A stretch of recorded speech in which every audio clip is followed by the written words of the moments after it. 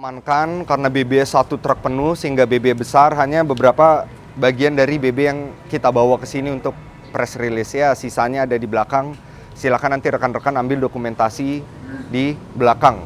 Untuk sementara modusnya mereka setelah melakukan ini, mereka semua berpencar. Ada yang sudah pulang ke Jawa, ada yang masih dalam pengejaran, mereka kembali ke tempat asalnya.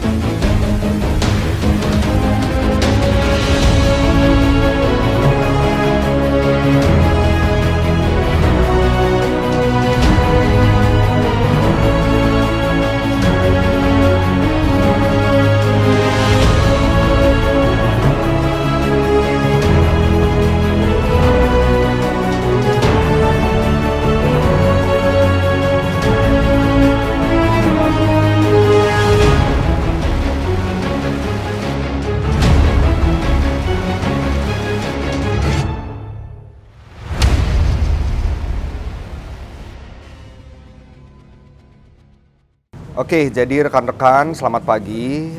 Yang pertama kita panjatkan puji syukur kepada hadirat yang Maha Kuasa, kita bisa kumpul semua hari ini, hari yang baik ini ya. Yang kedua, kita Polres Gianyar, Satreskrim Polres Gianyar dalam hal ini melaksanakan pengungkapan dalam rangka operasi Sikat ya, Sikat Agung, yang mana dalam jangka waktu kurang lebih 15-20 hari operasi kita mengungkapkan 4 kasus C3 ya, 2 kasus yang menjadi TO kita, 2 kasus yang menjadi non TO. Dalam hal ini kami menegaskan kembali kepada masyarakat Gianyar ya, Polres Gianyar di sini hadir menjawab keresahan dari masyarakat. Ya, kita memberikan prestasi, kita melaksanakan tugas apa yang menjadi tugas dan tanggung jawab kita di sini ya. Jadi terkait dengan banyaknya laporan karena seiring meningkatnya kunjungan turis bahwa banyak terjadi kasus curanmor. Nah, melalui operasi ini kita menjawab, kita mengungkap beberapa kasus curanmor, 3 kasus curanmor dan 1 kasus curat.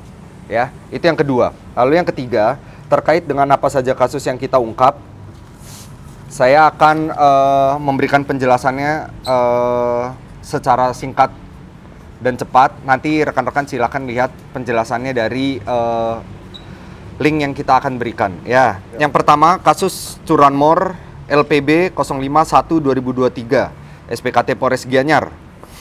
Korban Kadek Tristiana, pelaku ada 2. Ainur Rofik asal Sampang, Abdul Aziz asal Denpasar, keduanya berumur 22 tahun. Ya. Nah, barang bukti yang diambil 1 sepeda motor merek Yamaha Jupiter MX warna merah marun, 2 buah kunci kontak sepeda motor duplikat, 1 lembar STNK. Sepeda merek Yamaha Jupiter MX warna merah marun.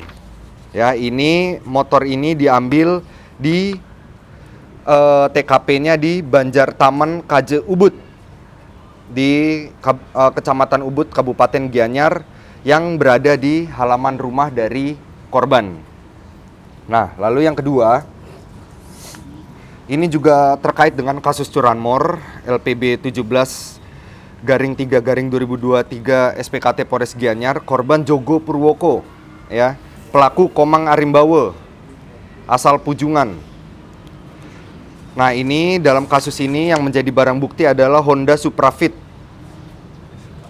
DK3601 LG, kepemilikan dari korban atas nama Jogo Purwoko. Lalu kasus curanmor yang ketiga, LPB 14/2/2023 dengan TKP di rumah kos Banjar Batu Lumbang, Desa Bedulu, Belah Batu, Gianyar. Ya, dengan pelakunya Yules Umbu Sakala. BB yang hilang 1 unit sepeda motor merek Honda Beat warna putih biru, Nopol P2003XJ. Ya. Pasal 363 KUHP, modus motor diparkir di kos-kosan. Ya. ini yang kita himbau sementara kita membahas curanmor kepada masyarakat bahwa hati-hati pada saat memarkirkan kendaraan bermotor. Periksa kembali kunci kendaraannya, ya, parkirkan di lokasi yang aman. Kalau bisa, kami mohon kepada masyarakat bahwa setiap rumah dan kos-kosan tempat tinggal itu dilengkapi dengan CCTV. Ya, supaya pada saat terjadi kejadian hal yang tidak kita inginkan, kita bisa dengan cepat menindaklanjuti. Ya, lalu yang terakhir yang akan kita bahas pada pagi hari ini adalah pencurian dengan pemberatan alat-alat yang digunakan untuk bekerja di proyek Villa Casa Home yang beralamat di Jalan Raya Silakarang, Desa Singapadu, Kaler, Kecamatan Sukawati, Kabupaten Gianyar yang dilakukan oleh mantan pekerja atau buruh yang bekerja di sana, ya. Korban Putu Krisna Gunawan, pelaku Robi Mulyana, yang kedua Aldi Siaputra, yang ketiga Ramdan, dengan pelaku penadahan bernama Taufik. Pelaku pemetik, total keseluruhan ada 5 orang, masih buron 2. Ya, masih kita lakukan pengejaran, tapi sementara yang sudah kita amankan ada 3 orang, 3-tiganya berasal dari Cianjur. Ya, pelaku penadahan Taufik berasal dari Sampang.